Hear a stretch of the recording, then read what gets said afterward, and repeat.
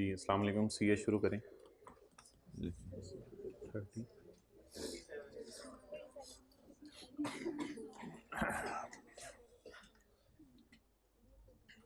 अच्छा जी, page number 90 पे, page number 89 पे आए।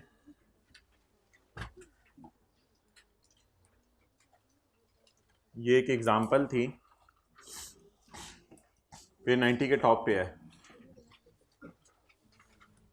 इसको ज़रा करना है, ज़रा नहीं पूरा ही कर लें।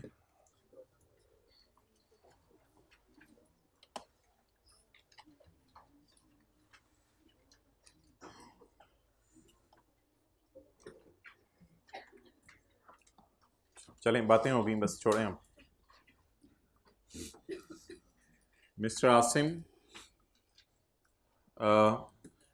Has obtained a loan of 16 lakh. Asim ने 16 लाख रुपए का लोन लिया है फ्रॉम एम्प्लॉयर, एक एम्प्लॉयर से अपने, ऑन 1 फरवरी 2013। क्या ये लोन 10 लाख से ज़्यादा है, 1 मिलियन से ज़्यादा है? यस, ये लोन 1 मिलियन से ज़्यादा है। For the purpose of purchasing a shop.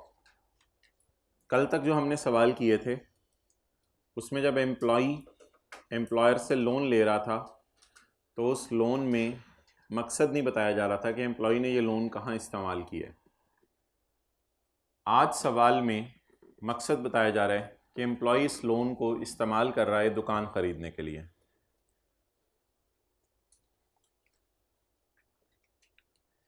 Interest charge by employer on this loan is 4%। Employer कितना इंटरेस्ट ले रहा है? 4%। यानी अगर 1 लाख रुपया लोन हुआ तो एम्प्लॉय पे करेगा 4,000 रुपये इंटरेस्ट। अगर 10 लाख रुपया लोन हुआ तो एम्प्लॉय पे करेगा 40,000 रुपये interest. The interest charge by employer in this loan is 4% per annum. He has provided you the following details regarding tax year 2013। उसने टैक्स ईयर 2013 के बारे में आपको ये डिटेल्स दी हैं। Details regarding business income, business income के बारे में उसने कुछ डिटेल्स दी हैं। रेवेन्यू आ रहा है 12 लाख का, खर्चे आ रहे हैं 3 लाख के। ये कौन से हेड की इनकम हो गई? Income from business. जो एम्प्लॉय के पास काम करे या जो उसने कारोबार शुरू किया है? मर्जी है। हाइब्रिड में वैसे भी कौन पूछने वाला है कौन आ रहा है कौन जा रहा है किस वक्त आ रहा है। जी ये 2 स्टूडेंट्स हैं, ज़रा रो नोट कर लो किस रो में है। मैं फिर ज़रा क्लास के बाद, क्लास के दौरान ही बल्कि आके क्लास लेता हूँ। उन्होंने ये डाटा आपको प्रोवाइड किया है टैक्स ईयर 2013 का। सेल आ रही है, खर्चे आ रहे हैं, बेसिक सैलरी पर मंथ है, house rent allowance per month है। तो पहले सवाल में किसका डाटा दिया हुआ है? बिजनेस का डाटा दिया हुआ है या सैलरी का? बिजनेस का। कैलकुलेटर निकालें ज़रा साथ वाले के बैग से। तुम मेरे बैग तक पहुंचे, तुम्हारी हिम्मत कैसे हुई मेरे बैग को हाथ लगाने की? How dare you man. लेकिन कोई मसला नहीं, निकाल लो कैलकुलेटर। मैं इतना सख्त दिल नहीं हूं जितना तो मैं लगता हूं। ओके, लेकिन बहरहाल पर्सनल बैग है, मत छेड़ा करें, ना छेड़। इनकम फ्रॉम बिजनेस जी, सेल बताएं जी। सेल 12 लाख,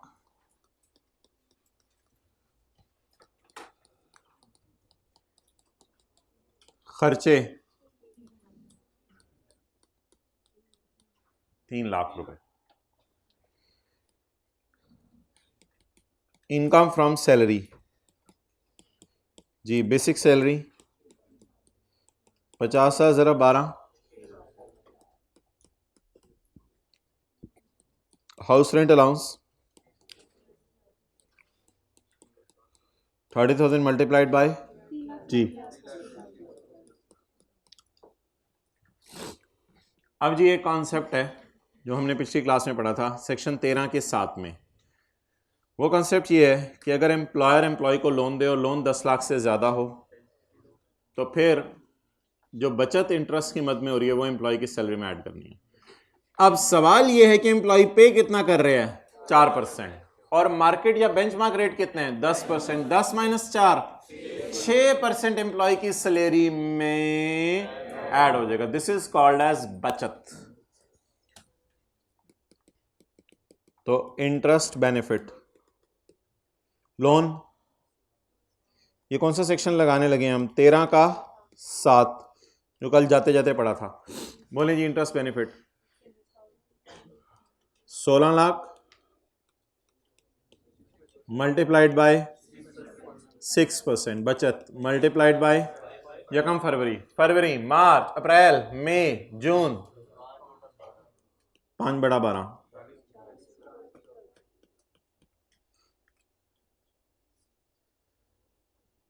कितना हो गया? 1 मिलियन। ओके ये जी हमने लास्ट क्लास के अंदर पढ़ा था। अगर एम्प्लॉयर एम्प्लॉय को लोन दे दे, मोबाइल यूज नहीं करना, अगर एम्प्लॉयर एम्प्लॉय को लोन दे दे तो ऐसी सूरत में लोन की अमाउंट इनटू जो है बचत का रेट है इनटू इतने बड़ा इतने, उधर बैठ जाओ ना, उसको उधर ना करो, इधर बैठ जाओ। ये पीले में हमने लास्ट क्लास में पढ़ा था। अब आज की एक नई बात है, इसको जरा आपने डिटेल से सुनना है तसल्ली से। अगर चेहरा शरीफ साथ वाले का जरा मुतवज्जे कर दें, ऐसे ना थोड़ी सी पकड़ के थोड़ा सा इससे कर दिया करें, उसने पूरी अलाइनमेंट ही कर दी है। अच्छा अभी भी कुछ लोग इधर उधर अब देखने लगे हैं दोबारा। अगर एम्प्लॉयर एम्प्लॉय को लोन दे, उंगली निकालो दांतों में, अगर एम्प्लॉयर एम्प्लॉय को लोन दे और एम्प्लॉय उस लोन को किसी ऐसी एसेट खरीदने में इस्तेमाल कर ले जिस एसेट से एम्प्लॉय इनकम कमा रहा हो। अगर एम्प्लॉयर एम्प्लॉय को लोन दे और एम्प्लॉय उस लोन को किसी ऐसे एसेट खरीदने में इस्तेमाल कर ले, एक तो ये ना एम्प्लॉयर ने एम्प्लॉय को लोन दिया, उसने अपनी याशियों में उड़ा दिया, यूरोप की सैर करने चला गया, मरी की सैर करने चला गया, ये बात नहीं हो रही। एम्प्लॉयर एम्प्लॉय को लोन दे, एम्प्लॉय उस लोन को इस्तेमाल कर ले किसी अच्छे मकसद में, यानी कोई एसेट खरीदे, उस एसेट से क्या कमाए? इनकम। ऐसी सूरत में वो इंटरेस्ट जो सवाल में दिया होगा उसका 2 फोल्ड इफेक्ट होगा, डबल इफेक्ट होगा। दूसरा इफेक्ट इसका क्या होगा? ये इंटरेस्ट बिजनेस में, क्योंकि इसने शॉप खरीदी है, ये इंटरेस्ट बिजनेस में खर्चे के तौर पर माइनस करने की इजाजत है। क्योंकि अगर ये लोन बैंक से लेता तो भी तो बिजनेस के लिए, अगर लोन बैंक से लेता लोन पे इंटरेस्ट माइनस करने की इजाजत है। अभी इसने लोन बैंक से लिया है बिजनेस के लिए या एम्प्लॉयर से लिया है, तो क्या ये इंटरेस्ट पे कर रहे हैं? बिल्कुल कर रहे हैं। तो इसको बेनिफिट भी एक मिलना चाहिए। बेनिफिट देने का मकसद ये है कि इंटरेस्ट को खर्चे के तौर पे रिकॉर्ड करेंगे जिससे इसके प्रॉफिट कम होंगे, टैक्स कम देना पड़ेगा। तो अगर एम्प्लॉयर एम्प्लॉय को लोन दे और एम्प्लॉय उस लोन को कोई ऐसा एसेट खरीदने में इस्तेमाल कर ले जिस एसेट से एम्प्लॉय क्या कमा रहा हो? इनकम, तो वो इंटरेस्ट खर्चे के तौर पर माइनस करने की इजाजत होगी। अब ये मैं कैलकुलेशन परफॉर्म करने लगा हूं, वो आपने देखनी है। लेस, ये तो बिजनेस के बाकी खर्चे होंगे ना। एक और खर्चा इंटरेस्ट। लोन कितना लिया? 16 लाख। बेनिफिट दर बेनिफिट, बेनिफिट पे एक और बेनिफिट सुने, ना सिर्फ ये इंटरेस्ट खर्चे के तौर पे माइनस करने की इजाजत है, बल्कि इसके साथ साथ आपको ये बेनिफिट भी अवेलेबल है कि इंटरेस्ट बेंचमार्क रेट पे माइनस कर लें, यानी इंटरेस्ट मैक्सिमम रेट पे माइनस कर लें। इतना बड़ा बेनिफिट अवेलेबल है। इंटरेस्ट आपको माइनस करने की इजाजत है पूरा बेंचमार्क रेट। इसमें 10 है, 4 है, 6 है, इन चक्करों में नहीं पड़ना, बस पूरा बेंचमार्क रेट माइनस करने की इजाजत है। इंटू 5/12 तो आपको करना ही पड़ेगा, बिकॉज वो फैक्टर तो आपको पता है किस वजह से लगता है। जी बता दें, टेट्रा 6 7। आप बता दें ये स्काई ब्लू वाला काम कब करना है? येलो वाला काम तो कल सीखा था, ये स्काई ब्लू वाला काम कब करना है? जब एम्प्लॉयर एम्प्लॉय को लोन दे और एम्प्लॉय उस लोन को इस्तेमाल कर ले किस मकसद के लिए? बिजनेस के लिए। तो ऐसे सूरत में बिजनेस में ये इंटरेस्ट खर्चे के तौर पर, लेकिन किस पर? 10 4 6 के चक्कर में पड़ना है? नो चक्कर, नो चक्कर एट ऑल। बस किसके ऊपर माइनस कर देना है? बेंचमार्क रेट के ऊपर। आप बता दें ये बिजनेस का प्रॉफिट अब्दुल्ला मेरे घर से कैलकुलेटर 833 और टैक्सेबल इनकम, चलें जी नोट करें सारा रजिस्टर के ऊपर। सवाल पढ़ के या सॉल्यूशन से देख के? सवाल पढ़ के। फिर इसकी लॉ की प्रोविजन हम पढ़ते हैं पिछले सफ़े पे।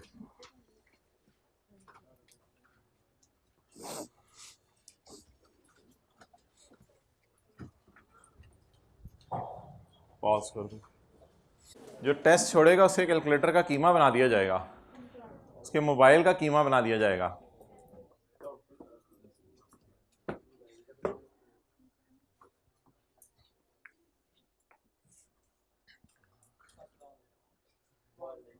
सलाम।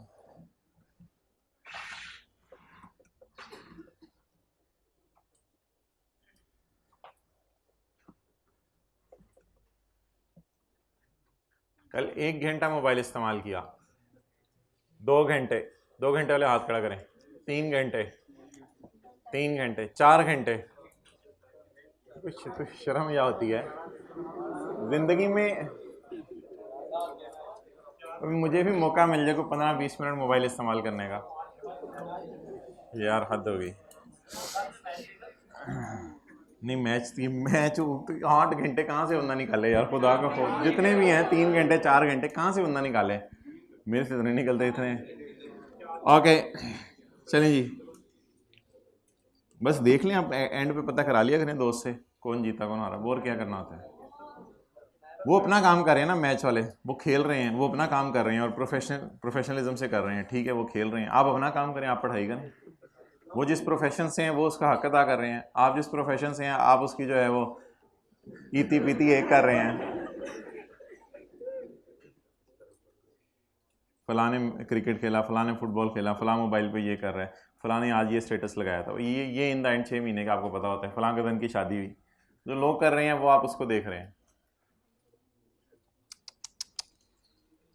तो अगर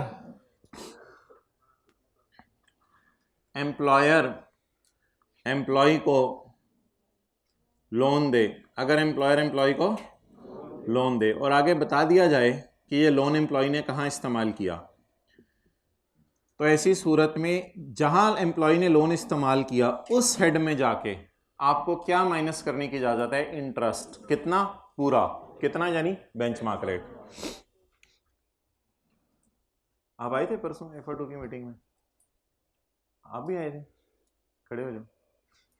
किसी और क्लास की सज़ा किसी और क्लास के अंदर जो है वो दी जा रही है, खड़े रहो। पढ़ें जी point 8 page 89 subsection 8। Where employee uses a loan obtained from employer, जहां एम्प्लॉय यूज कर ले लोन जो किससे लिया हुआ है? एम्प्लॉयर से। For acquisition of any asset और प्रॉपर्टी। एम्प्लॉय लोन किस मकसद के लिए इस्तेमाल करें? For acquisition of any asset और प्रॉपर्टी। लेकिन एक शर्त है, वो प्रॉपर्टी क्या प्रोड्यूस करे? इनकम। ये शर्त है, वो प्रॉपर्टी इनकम प्रोड्यूस करे, वो एसेट इनकम प्रोड्यूस करे। हमने इधर क्या लिया है? शॉप। वो इनकम प्रोड्यूस करे किस हेड में? Under any head of income. साथ वाले को under any head of income, किसी भी हेड ऑफ इनकम है, कोई जरूरत नहीं है कि बिजनेस में खर्च करे, under any head of income. It will be assumed that employee has paid interest equal to benchmark rate, which will be allowed as deduction। और अब ये क्या माइनस करने की इजाजत है? खर्चे के तौर पर माइनस करने की इजाजत है। हालांकि एम्प्लॉय ने बेंचमार्क रेट पे नहीं किया, पे कितना किया है? 4%, लेकिन माइनस कितना करने दिया जाएगा? Benchmark rate. It will be assumed that employee has paid interest equal to benchmark rate। वहां माइनस तो नहीं करे, वहां क्या करें? अब भाईजान इसके पीछे लॉ मेकर ने लॉजिक्स लगाई होती हैं। अब लॉजिक के पीछे क्या जाने की जरूरत है? असल में होता ये है कि 4% आप पे कर रहे होते हैं, वो तो आपकी जेब से जा ही रहा है ना, 4% तो आपकी जेब से जा ही रहा है, और 6% इधर सैलरी में डाल के आपकी इनकम उसने बढ़ा दी है। तो 6% इधर आपकी इनकम बढ़ा दी है, 4 जमा 6 10 तक तो आपको वो ले गया, तो इसलिए ऊपर शायद 10 माइनस करने दे रहा है। इन चक्करों में हमें पढ़ने की जरूरत नहीं है, बस सादा सी बात बताइए कि आपने माइनस कितना करना है, 10%। अब जरा आप मुझे डिफरेंट सिनेरियोस में बताएं आप क्या करेंगे। अगर क्वेश्चन के अंदर हम इंटरेस्ट पे कर रहे हो 4%, जैसे कि हमारे सवाल में कर रहे थे, तो ऐसी सूरत में इनकम फ्रॉम सैलरी में क्या ऐड करनी है, बचत, और बिजनेस में कितना लेस करना है, जैसे कि हमारे सवाल में किया। और ये थी सब्ज पट्टी और ये थी स्काई ब्लू पट्टी, देख लें 10 और 6 सब्ज, येलो पट्टी बटी सॉरी। अच्छा, बिल फर्ज एम्प्लॉय पे कर रहा हो इंटरेस्ट 1%, ये क्वेश्चन में गिवन होगा। इंटरेस्ट पे कर रहा हो एम्प्लॉय 1%, तो सैलरी में बताएं बचत कितनी हो रही है, 9%। तो फिर आप पेपर में यहाँ 9% कराएंगे सैलरी में, लेकिन इधर एक ही रेट है। बिजनेस में पूरा 10% माइनस कर लेस। अगर एम्प्लॉय पे कर रहा हो 2%, चलें 7% कर लें, एम्प्लॉय पे कर रहा हो 7%, तो बचत कितनी हो रही है, होंठ ला दें, डेप्रिशिएट नहीं होंगे, कंपनी जिम्मेदार है। हाँ हाँ चलें, बोलें 3%। लेकिन इधर कितना लेस होगा, अगर एम्प्लॉय पे ही नहीं कर रहा इंटरेस्ट, तो बचत, कुछ लोग अभी भी होंठ नहीं ला रहे, बचत 10%। इधर तो फिर भी एक अजीब सा सिनेरियो बनेगा, वो कुछ ऐसे बनेगा कि एम्प्लॉय पे करा होगा 13%, तो बचत नहीं, -3% को बचत नहीं होती, 0%। अच्छा, यहाँ पे ना लॉ खामोश है, तो आई कैप की जिसने किताब बनाई है उस बंदे की राय ये है, फिर यहाँ पे पूरा 13% ही माइनस कर दें, क्योंकि एम्प्लॉय को बेनिफिट दें, जितना वो इंटरेस्ट पे करे उतना तो माइनस करे ना। बहरहाल ये एक राय है, लॉ में नहीं लिखा हुआ, तो हम आई कैप वाले की राय के मुताबिक चलते हैं, कोई मसला नहीं, पूरा 13% यहाँ माइनस कर दें। लॉ में नहीं लिखा हुआ इस बारे में कुछ, लॉ साइलेंट है। लॉ में बेंचमार्क रेट लिखा हुआ है, लेकिन एक राय है लोगों की कि अगर ऐसा सिनेरियो हो जाए तो लॉ मेकर शायद इतना माइनस हमें करने दे, राय है लोगों की। आप राय से एग्री करें या डिसएग्री करें वो आपकी मर्जी है, पेपर में बहरहाल यही करना है आपने।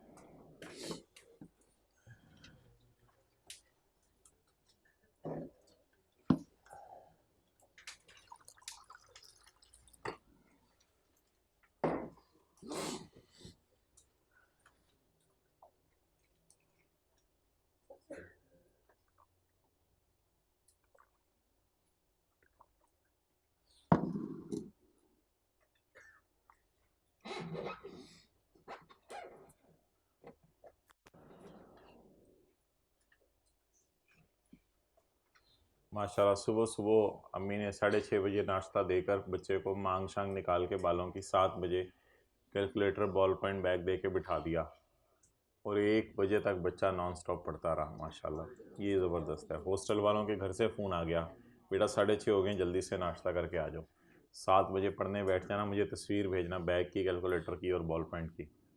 कमाल कर दी वैसे आप लोगों ने। फिर अम्मी ने बताया बेटा अजान हो गई है, चलो जाओ ज़ोहर की नमाज़ पढ़ने चले जाओ। ये बहुत कमाल करते हैं आप लोग, ये जो है ना ज़बरदस्त। यानी आप लोग ऐसे पढ़ते हैं जैसे कल आपका पेपर है, और ये लोग बहुत आगे निकल जाते हैं, कई दफ़ा साथ वाले को भी छोड़ के आगे निकल जाते हैं।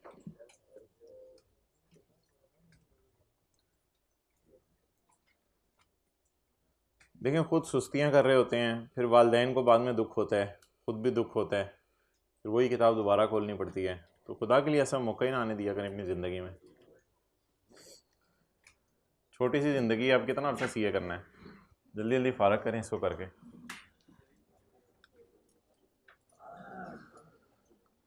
और कुछ तो अब शहजादे होते हैं लगे हुए हैं 2-2 पेपर करके, मैं उठाता ही 2 पेपर हूँ, टेंशन ही ना लूँ। हद होगी यार, आपके अंदर इतनी इस्तेदाद है कि आप 3 पेपर उठा सकते हो, तो ये तो आप अंडर यूटिलाइज करें अपने आप को, 2-2 पेपर उठा के, फिर लगे रहो। फिर बहरहाल मर्ज़ी है आपकी, वो तो आपका अपना डिसीजन है जो आपने कर लिया। अगर किसी ने 2 पेपर उठाए हुए हैं, आइंदा ज़रा ध्यान रखे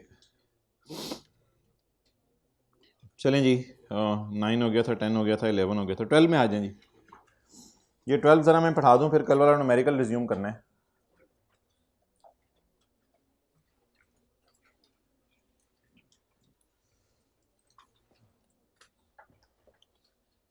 ये पेपर रह जाने का ना सोच से भी बड़ा ताल्लुक होता है। सोच के बैठे होते हैं, पता नहीं मेरा क्या बनेगा, पता नहीं मेरा क्या बनेगा। शुरू से ये जूम करें, इंशाल्लाह पास हो जाएगा, बस मैं साथ साथ सारी चीज़ें कवर करता रहूँ। चलें जी, पॉइंट 12। क्योंकि बंदा जिस बैकग्राउंड से आ रहा होता है मैट्रिक एफएससी से, तो कभी फेलियर देखा नहीं होता, तो इसलिए ऐसी असम्पशन के ऊपर चलता रहे आप, इंशाल्लाह फेलियर क्यों आना है। पॉइंट 12 यानी कि मैं इतना फारिग हूँ कि मैं आधे नंबर नहीं ले सकता, हर सवाल आधा नहीं सॉल्व कर सकता, इतना फारिग हूँ मैं। Point 12, the value of accommodation. Employer employee को क्या देने लगे? अकोमोडेशन, घर प्रोवाइड करने लगा। एम्प्लॉयर एम्प्लॉय को घर प्रोवाइड करने लगा।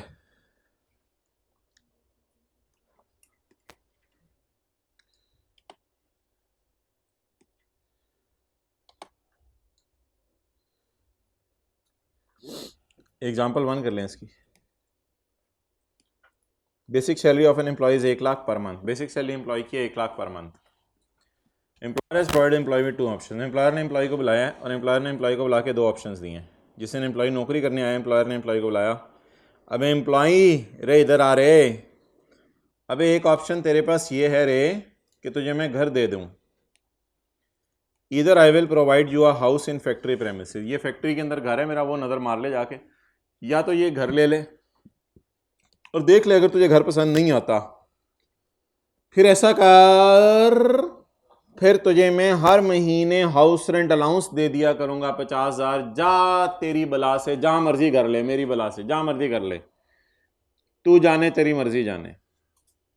बहरहाल तेरे पास 2 ऑप्शन है। अब एम्प्लॉय तजब्जुब का शिकार हो गया कि मैं घर लूं या हर महीने 50,000 रुपया लूं। अब एम्प्लॉय गया और एम्प्लॉय ने जाके अपनी मोटरसाइकिल पे बीवी को बिठाया और बीवी को बिठा के कहा कि मोहतरमा ये घर देखें।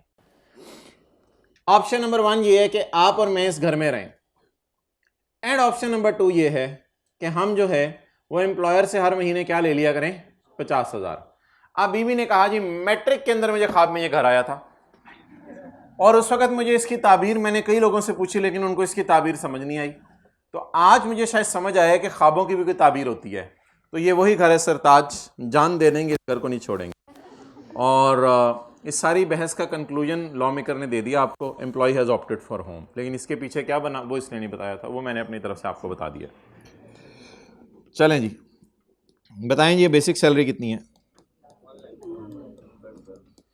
1 लाख ज़रा 12 कैलकुलेटर के बगैर आजकल कितना आ रहा है? 12 लाख।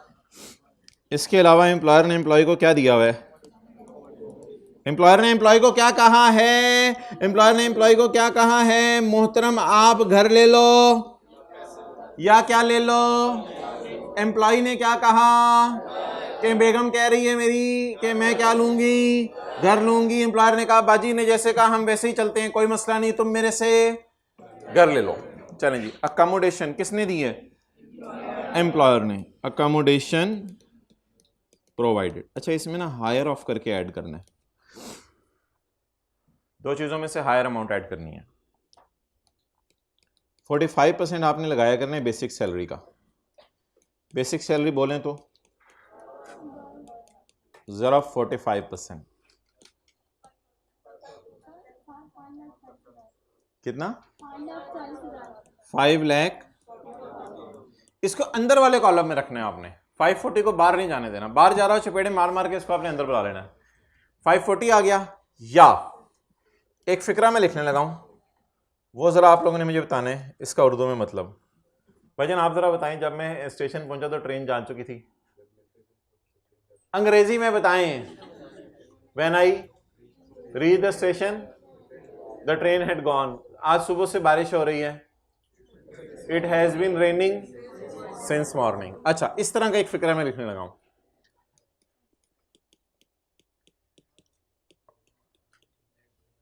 भाई अगर आप किताब पे देख रहे हैं तो क्या फ़ायदा है, इधर देख लें, साथ साथ आपके फिक्रा दिमाग में उतरता चला जाएगा।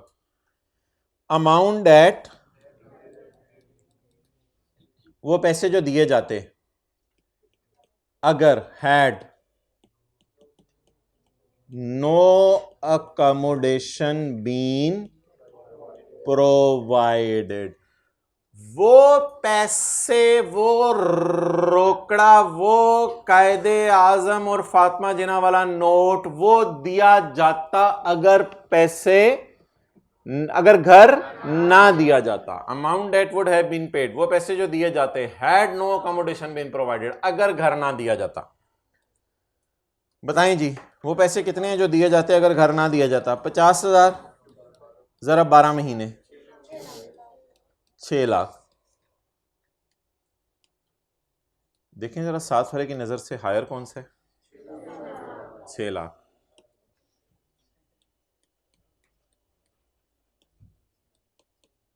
जवाब चलें जी नोट कर लें।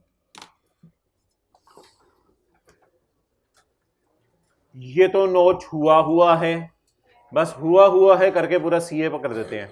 हद होगी, ये क्या बात हुई? Practice makes a man perfect if he is man. चलें जल्दी करें। Yup ma'am, what are you saying? ये लाइन पेपर में भी लिखनी है क्योंकि पेपर में जो लिखना है उसके लिए अलग क्लासें नहीं है।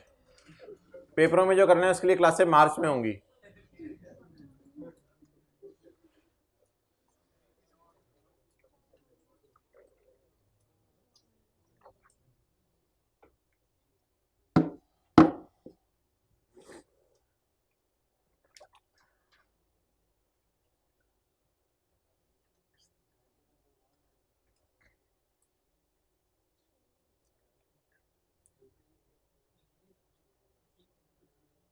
आपकी मिसालें वैसे दी जाती होंगी मोहल्ले में, सुबह सुबह एक टाइम पे एग्जैक्ट तैयार होके देखें निकल रहा होता है, शाम को पढ़ा के लाइब्रेरी से वापस आ रहा होता है।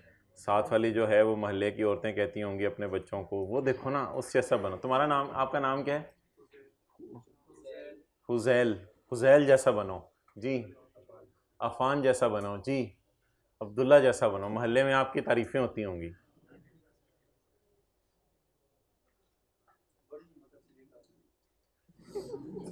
और भी कोई कमेंट है तो लिख के रख लें मुझे।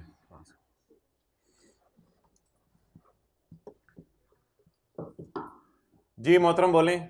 सर क्वेश्चन भाईजान पूछा करें डायरेक्ट। सर अगर ऑप्शन नंबर 2 ना हो, I will give you house rent allowance of 50,000, तो इसके लिए हम एग्जांपल 2 करेंगे मेरे भाई। ओ यार इसमें हंसने वाली बात नहीं है, उसने सवाल पूछा, मैंने उसके सवाल का जवाब दिया है। You do has a right to ask the question and I do have the right to answer. Okay जज़ाकल्लाह भाई, शुक्रिया। चलें जी एग्जाम्पल।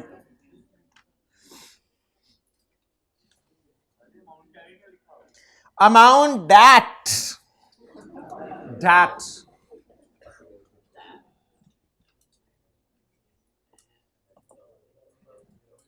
ये तू क्या करेगा? डॉक्टर से दवाई लेगा, बाद में किसी से पूछ रहा होगा ये दवाई का नाम क्या लिखा हुआ है। कुछ थोड़ा सा समझा करना कुछ चीज़ों को।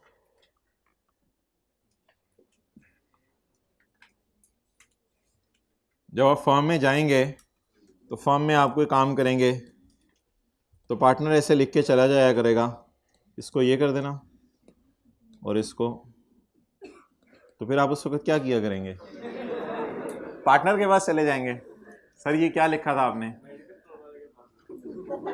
नहीं, हमारी फर्म की तो पार्टनर करते थे, हम पे लगे रहते थे इस लफ्ज़ के ऊपर, सोचना क्या हो सकता है, क्या हो सकता है। अब पार्टनर से तो नहीं पूछ सकते। चलें जी पूछ लें कोई मसला नहीं, वो तो आपके ज़रा गपशप पे डिपेंड करता है कि पहले दिन यारी यूरी डाल लिया पार्टनर से या नहीं।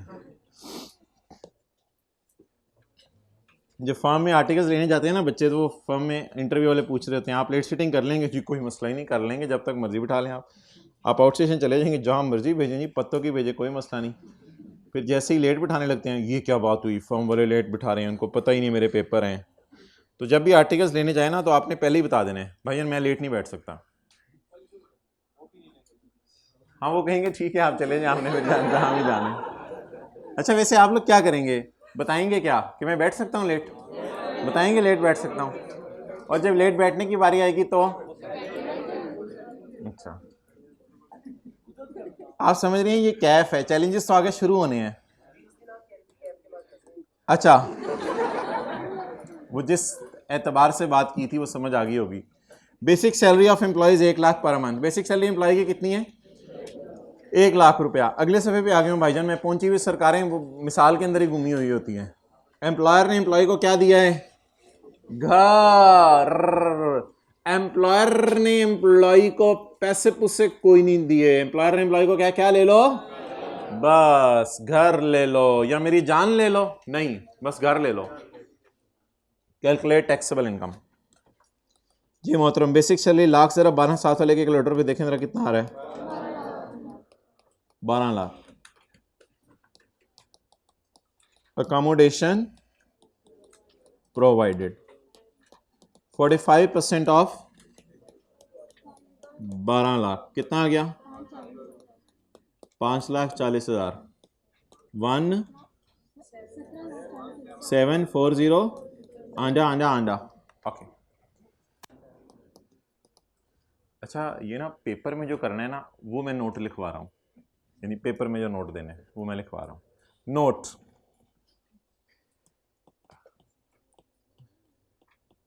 ऐसे ना थोड़ा सा जरा कायदे आज़म बन के आपने कहना है as a general rule, as a general rule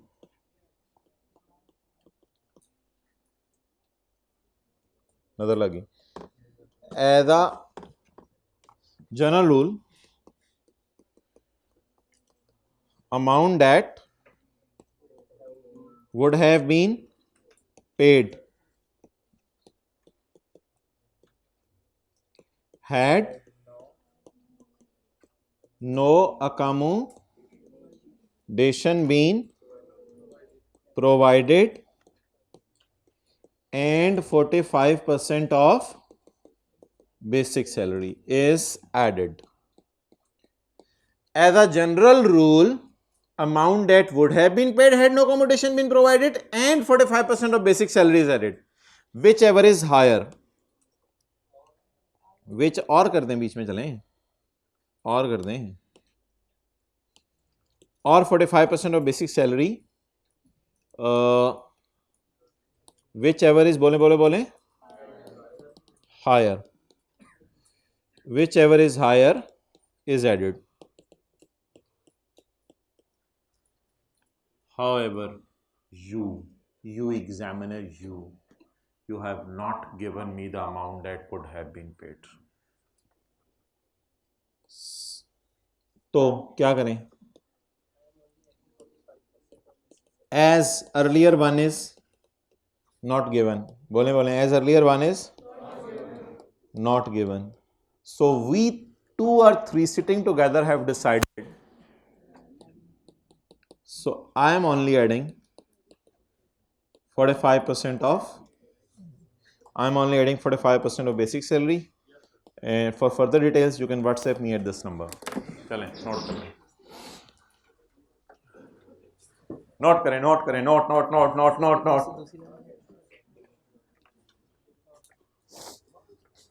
क्या हुआ?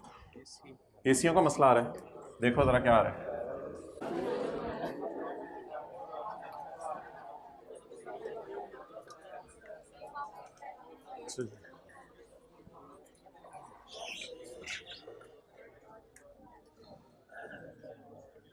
पढ़ें जी, ये नोट पेपर में भी देना है। वापस आ जाइए, कौन सा पेज है? पॉइंट 12 जहाँ लिखा हुआ है 92। The value of accommodation provided by an employee to an employee shall be higher of what and what 45% of, जितना मैंने हाईलाइट किया है 45% ऑफ, या वो पैसे जो दिए जाते अगर घर ना दिया जाता, हाउस रेंट अलाउंस। हाँ, लेकिन हाउस रेंट अलाउंस वो ऑफर करेगा, या ये ले लो या पैसे ले लो। ओके, और एम्प्लॉय किसके लिए ऑप्ट करेगा? घर के लिए। तो फिर क्या ऐड होगा? दोनों में से हायर। अच्छा, ये कॉन्सेप्ट लिखा हुआ है 45% of minimum of time scale of basic salary, 45% of minimum of time scale of basic salary. अच्छा जी, ये कॉन्सेप्ट है,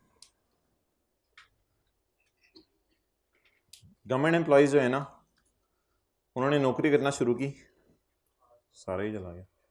गवर्नमेंट एम्प्लॉय ने नौकरी करना शुरू की तो हुकूमत ने कहा कि आपकी तनख्वाह है 60,000, हर साल 5,000 बढ़ा करेगी, लेकिन मैक्सिमम 70,000 तक बढ़ेगी।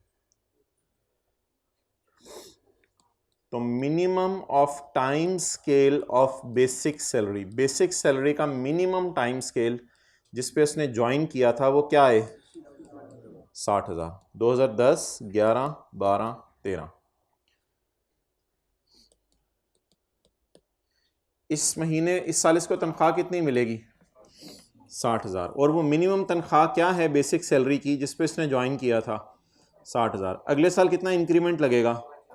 5,000। तनख्वाह कितनी मिलेगी? 65। अगले साल कितना इंक्रीमेंट लगेगा? 5,000।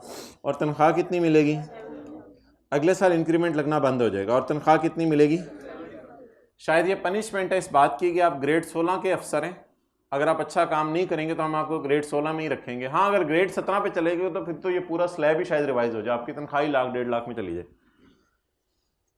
लेकिन मिनिमम हर एक का बोलें कितना है? 60,000। अगर इधर भी इससे खड़े होकर आप पूछें कि भाईजान वो मिनिमम अमाउंट बताएं जिस पे आपने ज्वाइन किया था, तो वो क्या थी? 60,000। अब आपने जब न्यूमेरिकल सॉल्व करने हैं तो इस बेसिक सैलरी को 12 से मल्टीप्लाई करना है। वो तो अपनी जगह, वो जो पहली लाइन में नहीं हम करते होते बेसिक सैलरी,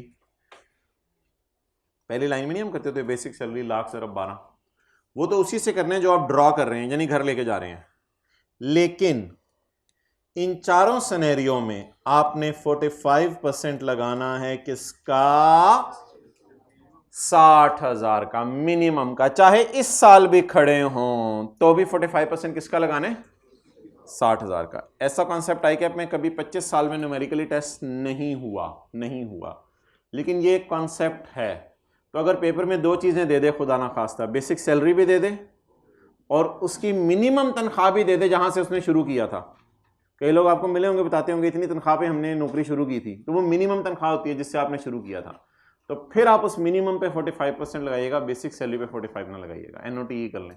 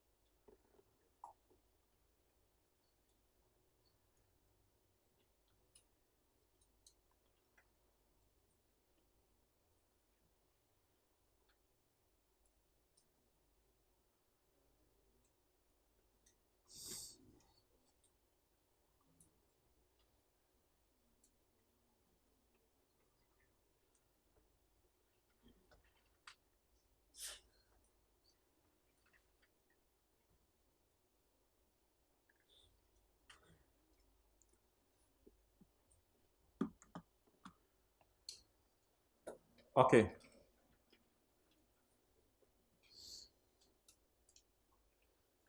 जा रहा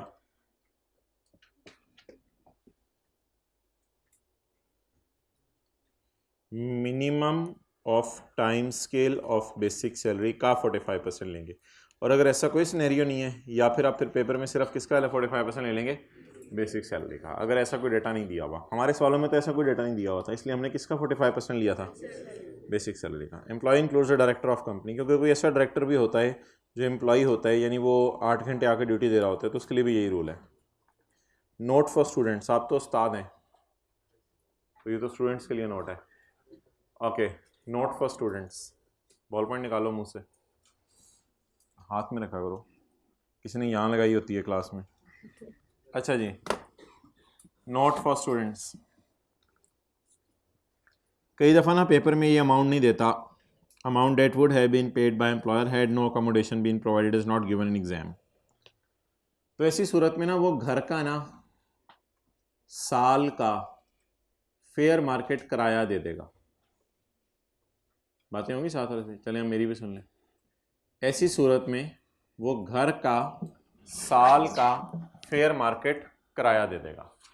तो अगर पेपर में amount that would have been paid given नहीं हो और घर का साल का फेयर मार्केट किराया गिवन हो, तो फिर आप मजबूरी में उसी से कंपेयर कर लीजिएगा।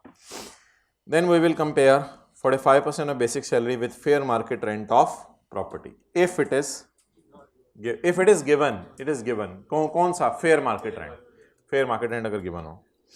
एग्जाम्पल नंबर 3 कर लें।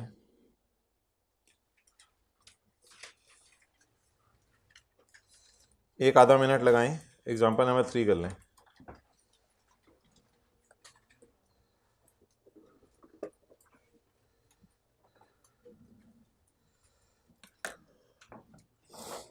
जल्दी जल्दी जल्दी जल्दी जल्दी जल्दी जल्दी जल्दी।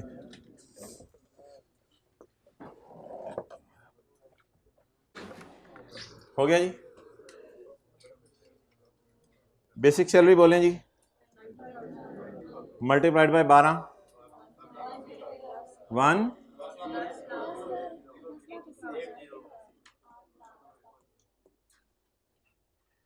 अकामू कौन सी वैलिडेशन, अकामू वैलिडेशन हायर ऑफ, क्या चीज़ है? अच्छा, इतनी कड़ाकेदार आवाज आई है। 45% ऑफ 10 बोलें तो 48 या अब फेयर मार्केट रेंट तो गिवन है ना। अच्छा, ये ज़रूरी नहीं है कि एम्प्लॉयर एम्प्लॉय को फैक्ट्री के अंदर ही घर लेके दे। कई दफ़ा एम्प्लॉयर एम्प्लॉय को फैक्ट्री के बाहर भी घर लेके दे सकते हैं। वो घर एम्प्लॉयर का अपना भी हो सकता है और वो घर एम्प्लॉयर किसी से लेके भी दे सकता है, वो एम्प्लॉयर की मर्जी है, बस एम्प्लॉयर ने उसे घर प्रोवाइड करना है। तो ये ज़रूरी नहीं है कि एम्प्लॉयर इसको ओन कर रहा हो। फेयर मार्केट वैल्यू ज़रबे 12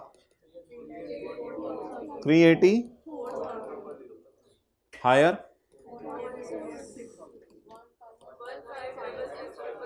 15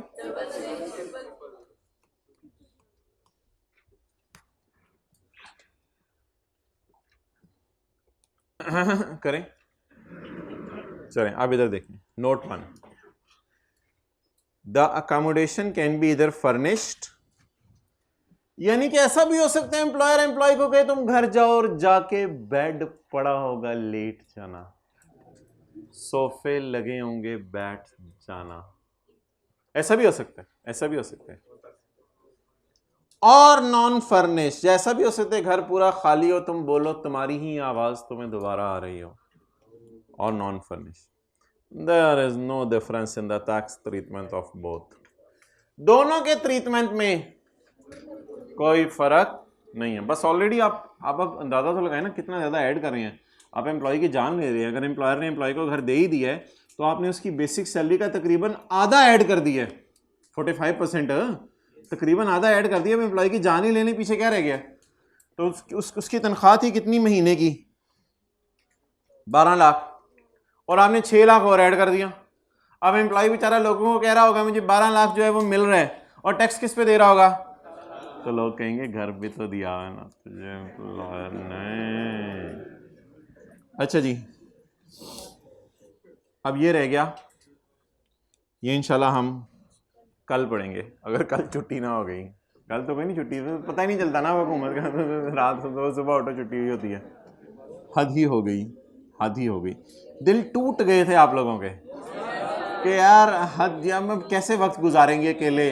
नहीं, हरे भरे मजमे के अंदर बैठ के हम वक्त गुजार रहे होते थे, टीचर पढ़ा रहे होते थे, हम पढ़ रहे होते थे, मांग शांग निकाल के जाते थे हम। और अब जो है वो बस घर के अंदर धूज बन के बैठे हुए हैं। इस तरह तो नहीं घर के अंदर बैठे होते, घर में भी थोड़ा सा ज़रा सही तो ताज़ा दम होके बैठा करें। इस तरह बन के बैठे रहते हैं तो पढ़ा भी नहीं जाता। और ये कॉलेज में भी कुछ लोग मलंग बन के आए होते हैं, कुछ चप्पल उधर जा रहा होता है। और जी चलिए वो कल वाला सवाल कर लें जिथे दी।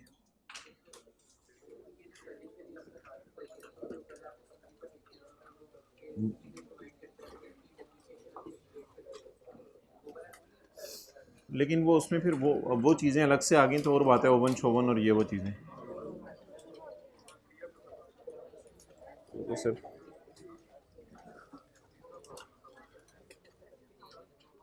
Page number 125।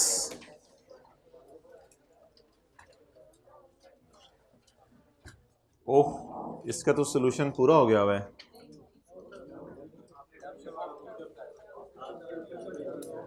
होम ट्यूशन कहाँ से आ गई, होम ट्यूशन।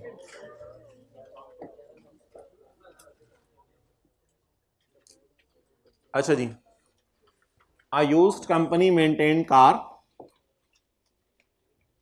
कितनी बड़ी बड़ी इन्वेस्टमेंट्स कर रहे हैं वालिदैन आपके ऊपर, और कितनी उम्मीदें लगाए बैठे हैं वालिदैन आपके ऊपर। ये कभी सोच के बंदे को तो मोबाइल को हाथ लगाने को दिल नहीं जाता। हाँ यार, जा यार मोबाइल, हम लोग डस्टबिन फेंक, डस्टबिन भी अपने कमरे वाली होती है, दोबारा उठा लेते हैं। ओके, ऐसी किसी जगह पे मोबाइल गिर जाए ना तो मोबाइल को फ़ौरन उठा लेते हैं, यार खैर है यार, कोई नहीं यार मोबाइल को, चलें बात कहीं और निकल गई। पढ़ें जी, सीए करें। A used company maintain car for both business and personal use. एक यूज्ड गाड़ी है, वो बिजनेस और पर्सनल यूज के लिए इस्तेमाल हो रही है। दिस कार वॉज प्रोवाइडेड, या हमेशा के लिए ट्रांसफर कर दिया है। प्रोवाइडेड क्या मतलब है, थोड़ी देर से के लिए दिए या हमेशा के लिए इसके नाम लगा दिया। On 1 July 2004 in replacement of, छोड़ें पता नहीं वो क्या है सीन। दिस कार, जो हमने गाड़ी ये वाली बनाई थी, दिस कार थोड़ी दब गई आज जरा, इधर उधर थी। This car was purchase 3 years ago at a price of, historical cost कितनी है इसकी, 10 लाख। बातें नहीं करें ना, दाएं बाएं वाले लोग थोड़े डिस्टर्ब होते हैं, सबसे ज्यादा मैं होता हूँ। This car was purchase 3 years ago at a price of, however the fair market value of the गड्डी वॉज, भाईजान जो गाड़ी लीज पे ली हो उसकी फेयर वैल्यू देखी जाती है, ये तो बाजार से खरीदी गई है, इसकी फेयर वैल्यू नहीं देखी जाएगी। इसलिए हमने इसकी किस पे लगाई थी, कॉस्ट पे 5% लगाया था। नेक्स्ट, ऑन 1 सितंबर 2004, 1 सितंबर 2004 को एम्प्लॉयर ने एम्प्लॉय को कहा, जैसा कि मेरा और तुम्हारा मुआहिदा हुआ था, वो जो गाड़ी मैंने तुमसे वापस ले ली हुई है, प्रीवियस गाड़ी, वो जो लाल वाली गाड़ी कल हमने बनाई थी, वो गाड़ी जो मैंने तुमसे वापस ले ली हुई है, उसके बाद ठीक है, on 1 September in accordance with the terms of employment, terms of employment के मुताबिक एम्प्लॉयर ट्रांसफर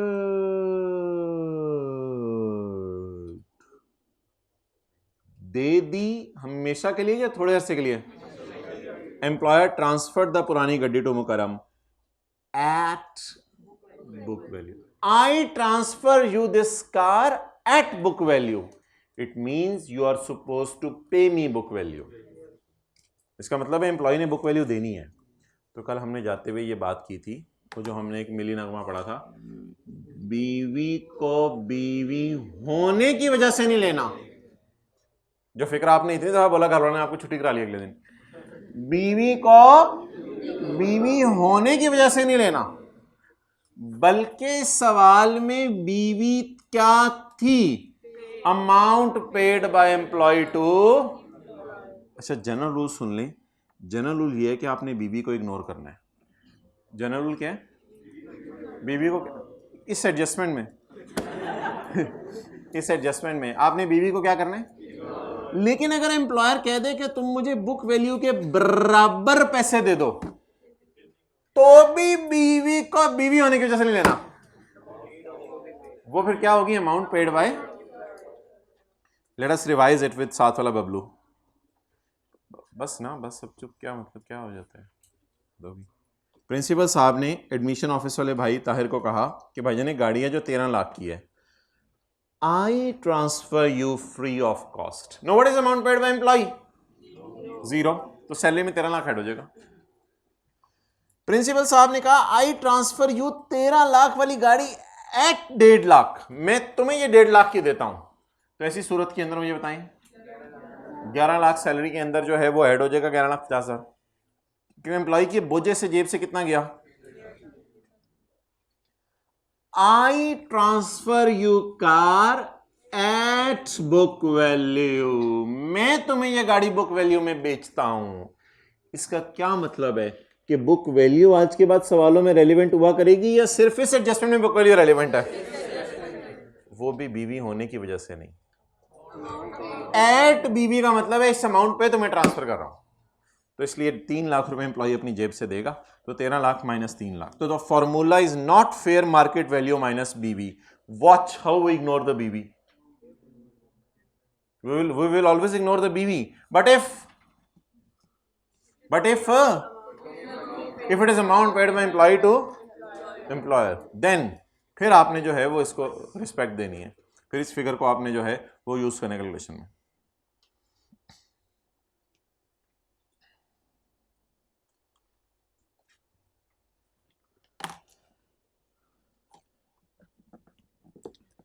पढ़ें जी। ऑन 1 सितंबर 2004 या 2014 या 2024 जो मर्जी कर लें, in accordance with the terms of employment, employer ने एम्प्लॉय को गाड़ी ट्रांसफर कर दी एट बुक वैल्यू। यानी कि मैं ये भाई को कहूँ आई ट्रांसफर यू, मैं ये भाई को, ये भाई जो बैठा है ना, ये भाई क्या नाम है आपका? अब्दुल रहमान। इसे कहूँ I transfer you this mobile at ₹1 lakh, I transfer you this mobile at rupees.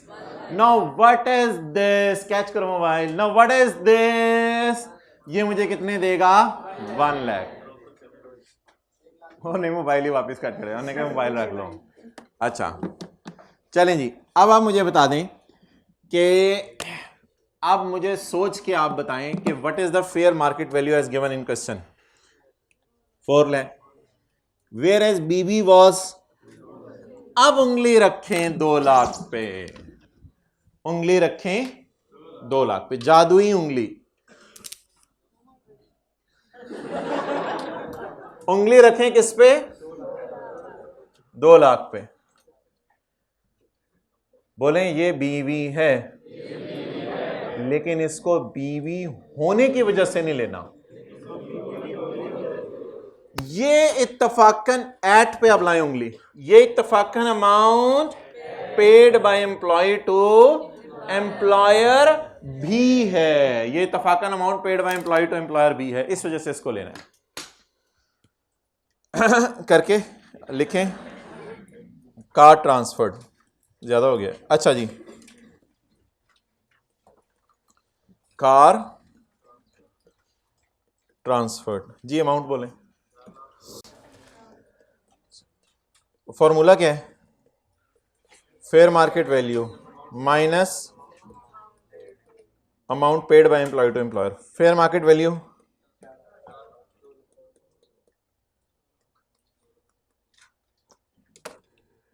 $2 lakh.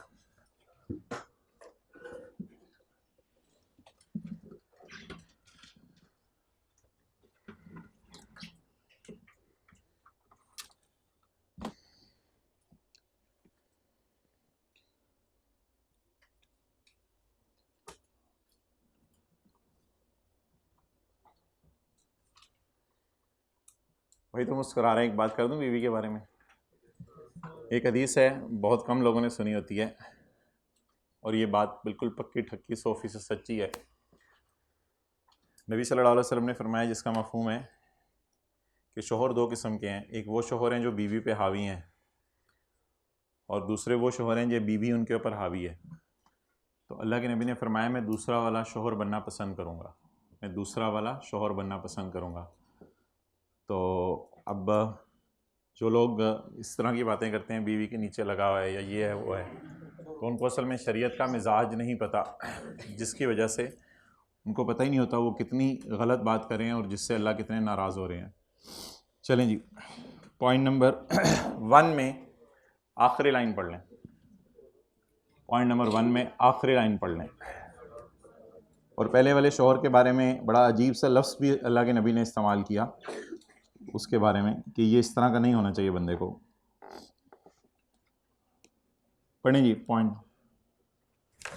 On 1 June 2005, on 1 जून 2005 यानी यकम सितंबर को गाड़ी मिल गई थी ना, सितंबर, अक्टूबर, नवंबर, दिसंबर, जनवरी, फरवरी, मार्च, अप्रैल, मई गुजर गया। अब क्या आ गया, यकम, यकम जून, काफी महीने गुजर गए, यकम जून, क्या, अच्छा आवाज नहीं आ रही, हाँ वैसे भागे भागे आए हो, उधर को फटा हो गया है, मेरा दिल धक धक धक धक धक धक धक धक। जिंदगी भर ना गुत्थम गुत्था ना आइएगा यार, ये मेरी रिक्वेस्ट है, साथ वाले से ना इस तरह करके जरा मेहरबानी, उसका स्वेटर आपके हाथ में हो, उसका कैलकुलेटर आपके हाथ में हो, उसका मोबाइल उसके हाथ में हो, तो खुदा के लिए जिंदगी में ये ना कभी कीजिएगा, आप पे एक पुरवकार जिंदगी गुजारें। जी आवाज आ रही है भाई,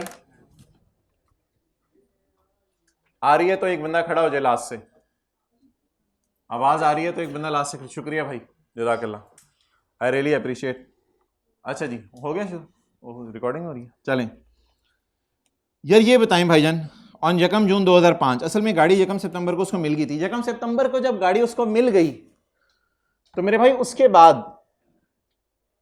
बैठो जल्दी, यकम सितंबर को जब उसको गाड़ी मिल गई तो क्या उसके बाद एम्प्लॉयर ये कह सकता है ये गाड़ी थोड़ी सी दफ्तर, थोड़ी सी घर, ना ना ना ना ना ना ना ना, अब तो ये गाड़ी किसकी है, एम्प्लॉय की है। ऑफिशियल कहां से, ये गाड़ी अब एम्प्लॉय की जाती गाड़ी है। यकम सितंबर के बाद जब एम्प्लॉय ने एम्प्लॉयर को 2 लाख रुपया दे दिया, उसके बाद एम्प्लॉयर ने गाड़ी को तलाक दे दी है। अब इस गाड़ी का एम्प्लॉयर से कोई ताल्लुक नहीं है, अब ये गाड़ी किसकी है, एम्प्लॉय की गाड़ी। अब एम्प्लॉयर नहीं कह सकता ये करो वो करो, ऐसे चलाओ वैसे चलाओ, घूम करो वो करो, अब नहीं एम्प्लॉयर ऐसे कह सकता। लेकिन यकम सितंबर से लेकर यकम जून तक जब एम्प्लॉय गाड़ी चलाता था तो ची पा ची की आवाजें आया करती थी। एम्प्लॉय ने कहा यार बहुत फटीचर गाड़ी हो गई है, बच्चों ने भी कहा अबू तो शर्म सी आवे इस गाड़ी में बैठते हुए, तो अबू इसको ना हमसायों को बेच दें, हमसायों को बेच दें। ये नेबर में अंकल नहीं है, अंकल शौकत, इनको जरा बेच दें। तो हमने 4 लाख की गाड़ी वाली, 4 लाख वाली गाड़ी ली थी, अंकल शौकत को कितने की बेच दी? क्या आज तक हमने कभी गाड़ी बेची है? जी बिल्कुल, कैपिटल गेन के चैप्टर में हमने बेची थी, पेज नंबर पता नहीं कौन सा था, कासिम वाला एक सवाल किया था। कैपिटल गेन के चैप्टर में हमने पढ़ा था कि मूवेबल पर्सनल चीजें कैपिटल एसेट ना है, तो मूवेबल पर्सनल चीजें कैपिटल एसेट नहीं है।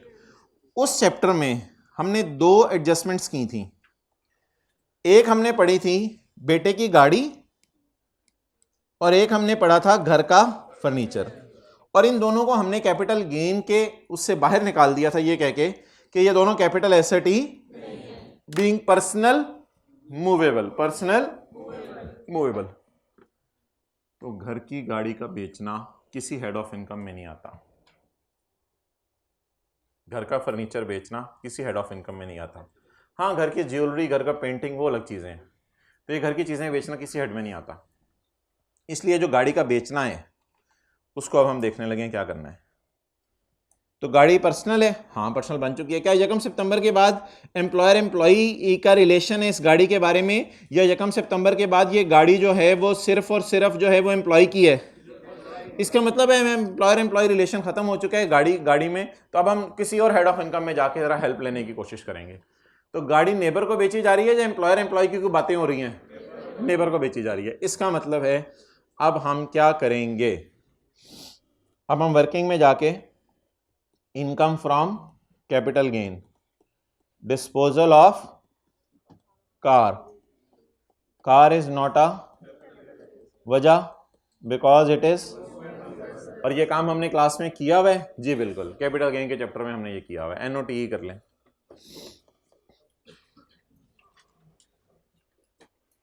तो जाती गाड़ी का बेचना किस हेड ऑफ इनकम में जाता है? किसी हेड ऑफ इनकम में नहीं जाता।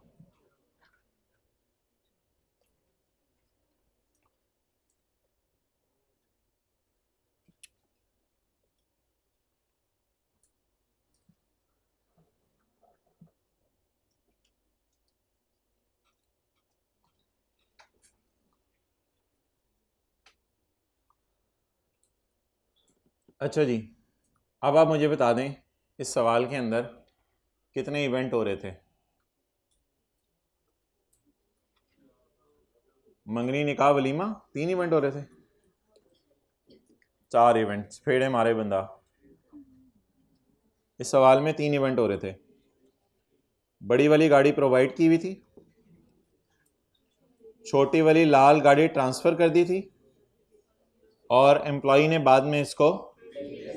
तो भाई जब तक सवाल में आपको इवेंट ही नहीं पता चलेंगे तब तक आप उनकी ट्रीटमेंट क्या करेंगे। तो साथ वाले की बुक पे ज़रा डब्बा बना दें इन तीनों में कि सवाल में ये 3 इवेंट थे। साथ वाले को प्यास से कहीं बनवा लो मेरे से डब्बा।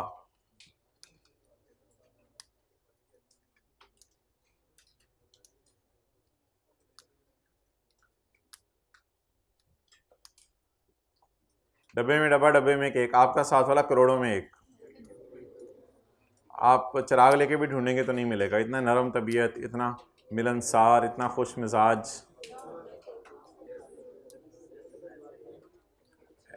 Every time smiling face. Point number 2, शायद ये बातें सुन के वो सही हो जाए। पॉइंट नंबर 2, मुकरम मुकरम तुम्हें पसीना क्यों आवे? सर मेरे घर में एसी ने लगा हुआ। मुकरम तेरे कपड़ों पे ये दाग कैसा? सर वॉशिंग मशीन भी खराब हुआ है मेरा। चल मुकरम 2 एसी मेरी तरफ से, एक बच्चों के कमरे में लगवा दी, एक अपने कमरे में लगा ली, और एक धड़ धड़ धड़ धड़ वॉशिंग मशीन मेरी तरफ से। घर ले जाइए इसको, ये ना हो कि इधर ही मशीन धो रहा हो, मशीन के अंदर कपड़े धो रहा हो तो दफ्तर में ही। कंबाइंड बीवी, दोनों की बीवी, कंबाइंड बीवी ऑफ अप्लायंसेस वाज 3 लाख। दोनों की बीवी कितनी थी? ईच या total? The appliances are returnable after 3 years। ये चीजें मुकरम ने कितने साल बाद वापस कर देनी है? क्या ये चीजें मुकरम को हमेशा के लिए एम्प्लॉयर ने दे दी हैं या थोड़े अरसे के लिए? फिर इनमें मैंने कहा था या तो वो इनका साल का फेयर मार्केट किराया देगा। अगर इनका साल का फेयर मार्केट किराया नहीं, आपस में मत बोलें, अगर साल का फेयर मार्केट किराया नहीं दे रहा ना, तो फिर ऐसी सूरत के अंदर जो है वो ये डेप्रिसिएशन आपको देगा। वो डेप्रिसिएशन एम्प्लॉयर के लिए ख़र्चा होगी और एम्प्लॉय के लिए खुशी होगी, क्योंकि एम्प्लॉयर की मशीन और एम्प्लॉयर का एसी डेप्रिशिएट कर रहा होगा, और एम्प्लॉय धुले हुए कपड़े पहन रहा होगा, और एम्प्लॉय ने एक जो है वो चारपाई ज़रा पाए उसके बड़े करके यहाँ तक पहुँचा ली होगी और हवाएं ठंडी लेता होगा। तो एम्प्लॉय जो है उसको फ़ायदा हो रहा है और एम्प्लॉयर कैसे डेप्रिशिएट कर रहा है। तो बीवी पकड़ें, कितनी है जी? 3 लाख। इस पर डेप्रिसिएशन का रेट लगा दें।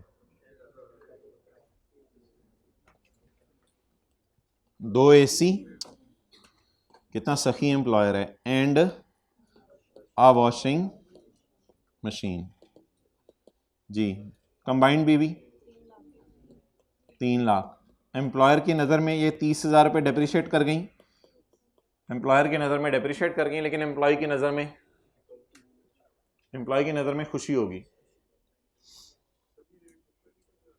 बस जो जिस पे गिवन हो। अब कोई रिक्वेस्ट वगैरह तो गिवन नहीं है। मरता क्या ना करता, सुना है मुहावरा? समझ आ गई होगी शायद बात। एज अ लास्ट रिजॉर्ट हम इसी पे लगाएंगे ना।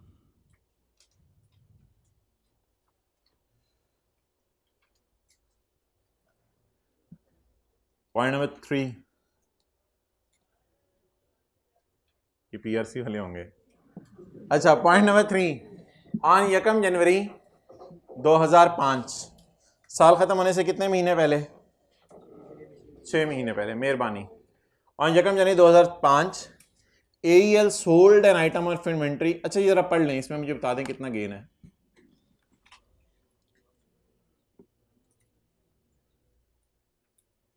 जुबानी बता दें, कैलकुलेटर की जरूरत नहीं है। गेन बता दें कितने।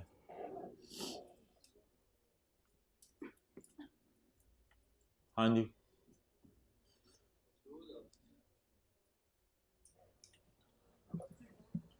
2000।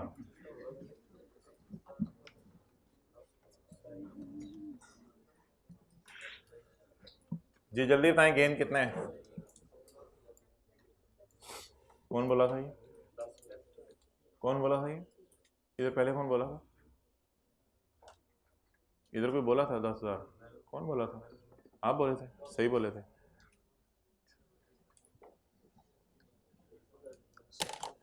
और 1 जनवरी 2005, साल ख़त्म होने से 6 महीने पहले AEL सोल्ड, थोड़े अरसे के लिए दी, हमेशा के लिए ट्रांसफ़र कर दी। अहमद अगर बातें करोगे तो मैं सीए से कराऊंगा। AEL सोल्ड, हमेशा के लिए बेची या थोड़े अरसे के लिए? हमेशा के लिए। इन्वेंट्री, एम्प्लॉयर चीज़ें बेचता होगा कोई ना कोई इन्वेंट्री, जो भी चीज़ होगी एम्प्लॉयर की, तो एसेट ही है ना, बस एसेट ट्रांसफर का रूल हमने पढ़ा था। On 1 January AEL sold an item of inventory to Mukarram for 12,000। तो रूल होता है fair market value minus amount paid by employee to employer. Fair market value लेनी होती है एट डेट ऑफ ट्रांसफर, जिससे ये चीज ट्रांसफर हुई। AEL सोल्ड इन्वेंट्री फॉर 12,000, ऐसे ही है। I sold mobile for 2 lakh, इसका मतलब है कि मुझे फिर 2 लाख रुपए आया ना। Employer sold inventory for 12,000, for 12,000, तो एम्प्लॉय की जेब से कितने गए? एनआरबी अगर आप IS2 खोल के देखें, अभी IS2 मैंने खोल के रखा था दूसरी क्लास में, IS2 ओरिजिनल स्टैंडर्ड है, वो मैं खोल रहा हूं। एनआरबी होती है, NRB is estimated selling price. NRB क्या होती है? हाँ, उसमें से कुछ चीज़ें माइनस भी होती हैं, वो अगर हम इग्नोर करें। NRB is estimated selling price या फेयर वैल्यू, जो भी आप कह दें, ये एनआरबी की डेफिनेशन है IS2 के अंदर। एनआरबी इन्वेंट्री की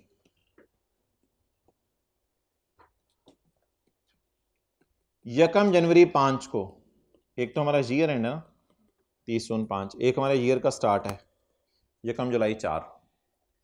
एनआरबी इन्वेंट्री की यकम जनवरी 5 को थी 22,000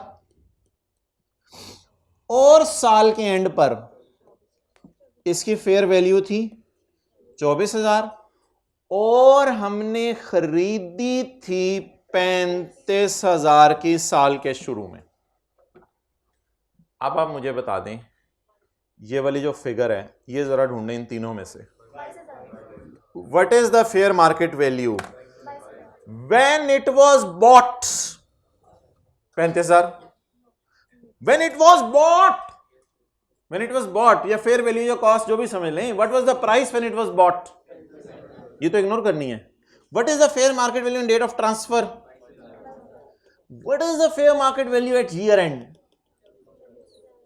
मुझे बता दें, मैं जो इन्वेंट्री एम्प्लॉयर एम्प्लॉय को दे रहा है उसकी फेयर वैल्यू वो ले जो एम्प्लॉयर ने खरीद के रखी हुई है साल के पहले दिन, उसकी फेयर वैल्यू वो ले जो आज है, या उसकी फेयर वैल्यू वो ले जो ईयर एंड पे है। और गाड़ी के केस में भी हिस्टोरिकल कॉस्ट इग्नोर करते हैं। गाड़ी एम्प्लॉयर ने एम्प्लॉय को भी दी थी, मेरे ख्याल से 4 लाख में दी थी, 4 लाख वाली 2 लाख में दे दी थी।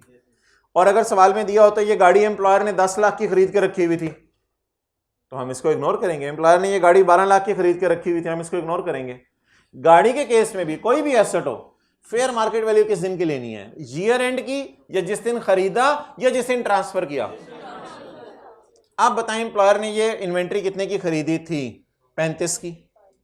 जिस दिन उसे ट्रांसफर की उस दिन कितने की हो गई थी? लेकिन साल के एंड पे कितने की है? मैं किसको गले लगाऊंगा? जवाब जो भी डिफरेंस में आ जाएगा 10,000 वो सैलरी में ऐड हो जाएगा।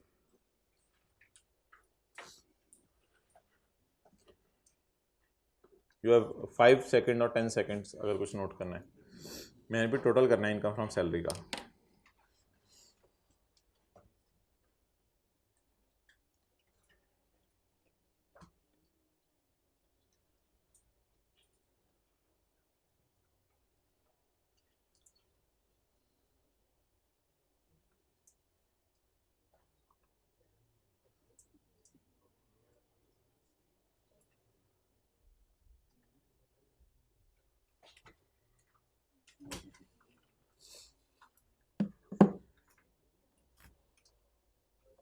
चलें जी,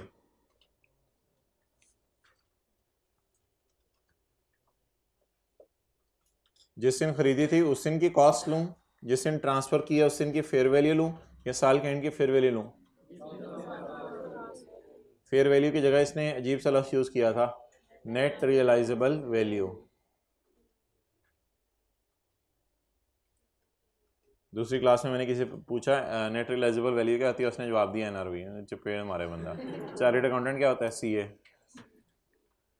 नेट रियलाइजेबल वैल्यू होती है एस्टिमेटेड सेलिंग प्राइस। इसमें से एक दो चीज़ें वैसे माइनस भी करते हैं अकाउंटेंट्स। अच्छा जी, बोलें भाई। इन्वेंट्री सोल्ड या ट्रांसफर्ड, जो मर्जी लिख लें। अच्छा, अब आपने ये फेयर मार्केट वैल्यू शैल्यू नहीं लिखना पेपर में, वो तो आपके समझने के लिए मैंने लिख रहा था। बता दें व्हाट इज फेयर वैल्यू, बता दें 22,000। What is cost 12,000। 22 माइनस 12, किसी ने ग्रैंड टोटल कर लिया तो बता दे। 34,000।